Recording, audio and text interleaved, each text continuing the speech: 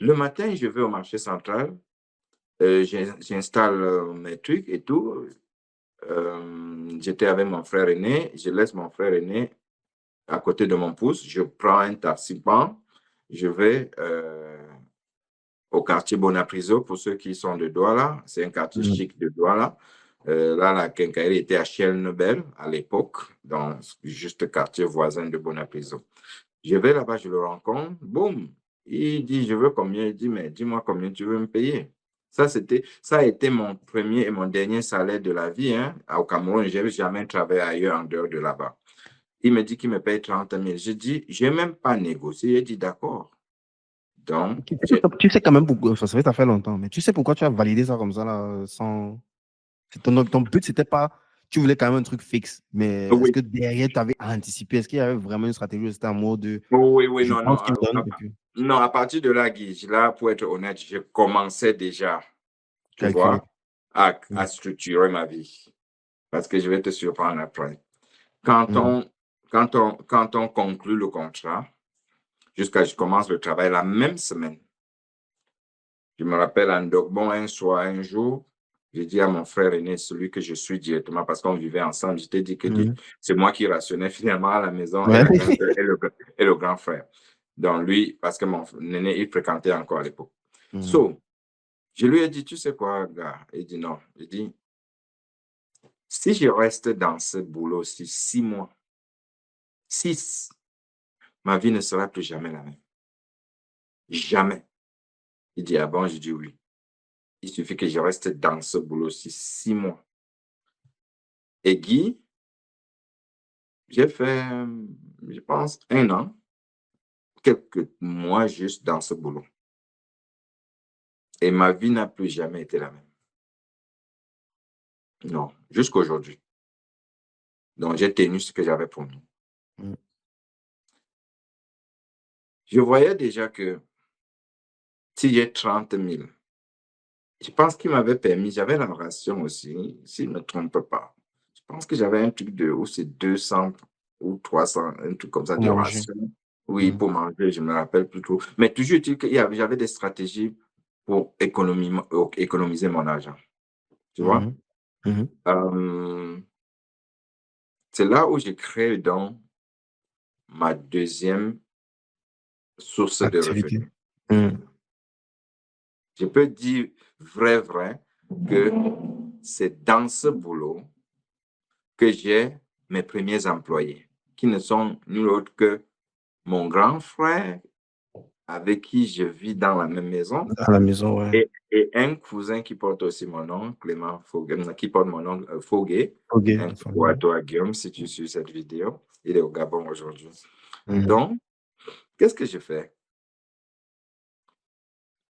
Mon pouce que j'ai, je liquide les marchandises qui sont dedans et je prends mon premier salaire. Bref, ce que je sais, je ne peux pas me rappeler de tout ça, c'est des trucs de Pas 94 et longtemps, tout. ouais. Oui, je combine tout. Ce que je peux bien me rappeler, c'est le capital. Je combine tout, ça donne 50. Ça C'est donne ce que tu as 50 000. liquidé plus ton premier salaire, quoi. Plus surtout mon premier salaire, j'ai 50 000 en main. Mhm. Mon cousin Guillaume, lui, il est expert en produits de beauté au marché central. Mhm. Petite parenthèse, 50 000 dans les années, 50 000 francs dans les années 90 au pays, hein. Donc, faites pas de calcul maintenant parce Non, qu'on connaît les gens non, et tout. non, C'est non, pas non. la même chose, quoi. Ouais, non, non. Ça Si, avait si, beaucoup si. plus de valeur à l'époque. Ouais. Ça fait qu'avec les L'Internet factures. est là pour nous dire tout. Mhm. Quelqu'un peut taper 50 000 francs en 94 vaudrait combien aujourd'hui? Tu vois? Exactement. C'était pour Ouais. préciser parce qu'ils ils attendent ça et puis ils viennent nous découvrir que 50 000 qui n'arrivent même pas à payer la lumière et tout. Non, Voilà. Non, toujours est-il que mon cousin étant vendeur de produits au marché central, cosmétique, il ne tu fait disais. Mhm. cosmétique, oui. Mhm. Il ne fait rien en ce moment. Mon grand frère là, il ne fait rien. J'ai dit, OK, Mhm. cherchez un comptoir au marché central. J'ai investi les 50 000. Je ne veux rien. Je veux juste vous occuper. Et c'est exactement ce qui se passe. Ça veut dire, C'est vrai ce que tu as dit ou c'était. tu dis? Non, non, C'est ce que tu pensais vraiment? oui, oui, non, non.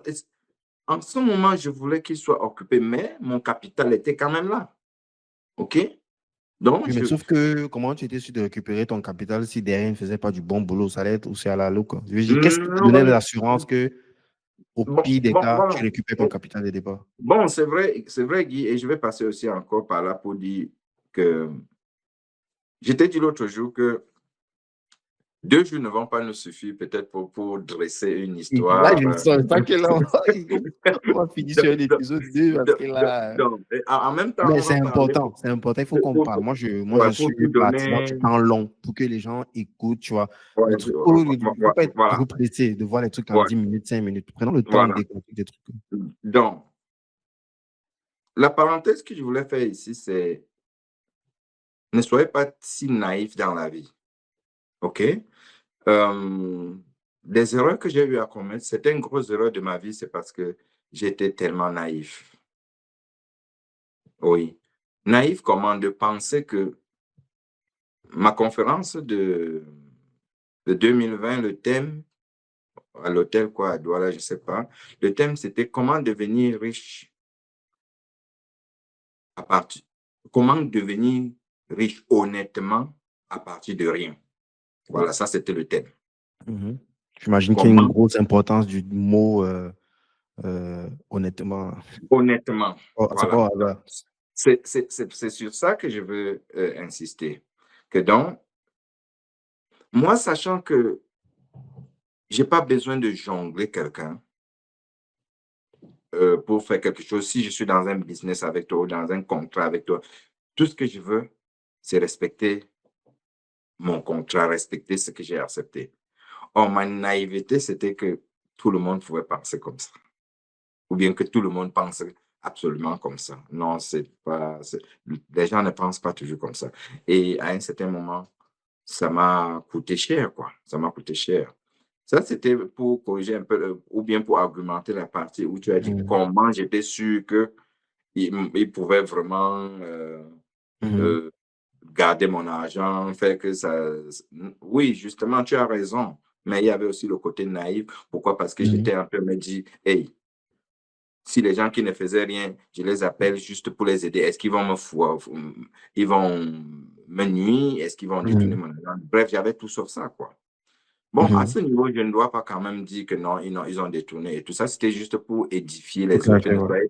Ne soyez pas si naïfs, OK? Si vous voulez Mhm. faire des choses, faites-les avec les bases, comme j'ai dit au départ. Vous essayez même d'écrire afin que ça évite certains conflits, même, pardon, que ça évite certains conflits plus tard. Donc, évitez cela. Mettez Mhm. les choses par écrit. Alors, donc, ils sont restés dans ce kiosque-là. Voilà une deuxième source de revenus. Ils vendaient, ils réachetaient, ils vendaient, ils réachetaient. Ouais, non, ça poussait quand même. Il te Ça... reversait des trucs ou c'était pour l'instant, tu voulais pas les dividendes? Non. L'objectif ici était de réinvestir, réinvestir, réinvestir. Mhm. Ah, ça veut dire qu'il y C'était... avait des trucs qui pouvaient te reverser comme dividendes ou comme bénéfices et que Oui, tu essayais oui, de mais... réinjecter, quoi. Oui, tout à fait. Non, l'objectif, c'était seulement faire que le comptoir soit waouh. Mhm. C'était ça. Et c'est effectivement ce qui se passait. Bon, entre-temps, je pense que mon frère aîné, il a trouvé un petit boulot. L'autre aussi, bon, ça a commencé à être un peu chiant, genre là. On a donc fermé ce comptoir, mais seulement on a fermé, ma soeur aînée avait une boutique en Dogbon. On a porté donc ça pour aller On a installer des transféré l'actif là. mais, Puis mais maintenant, oui, mais curieusement, c'est là où moi j'ai commencé à avoir le gombo vraiment dans ce business-là. Parce que là, c'est plus eux qui contrôlaient. Là, ils m'avaient comme remis mon les business. clés de la Voilà. machine. Voilà. Donc, la grande se vendait aussi. Curieusement, tout le temps, elle me dit oui, les produits sont finis. Les produits sont finis. Et quand on vient, on voit que le produit qu'on a acheté à 1 000 francs, on a vendu à 1 500, on a vendu 5, on a vendu 3, Mhm. etc. Wow! Tu vois? Pour ceux qui se demandent qu'ils vont faire comment pour créer leur capital, vous voyez déjà un peu comment je suis en train de créer. C'est-à-dire, j'ai ma source de revenus qui est mon travail. J'ai une deuxième source de revenus qui est mes produits de beauté ou produits cosmétiques que j'ai Mhm. déposés dans la boutique de ma grande sœur. Elle vend, elle me Mhm. donne l'argent, je pars acheter, je retire les bénéfices. Qu'est-ce que je faisais à l'époque avec les bénéfices? Je tontinais quelque part. Je faisais des Mhm. tontines. Tu vois? Tontine, donc pour Cotisation. Cotisation, je sais que Épargne, pour les... ceux qui veulent, je faisais de l'épargne dans des associations, si vous voulez mieux comprendre cette On a même partie. fait une vidéo sur le sujet. En tout cas, c'est le fait de, en communauté de pouvoir euh, cotiser chaque mois, chaque semaine et à chaque fois, il y a un bénéficiaire dans ça en ronde, quoi.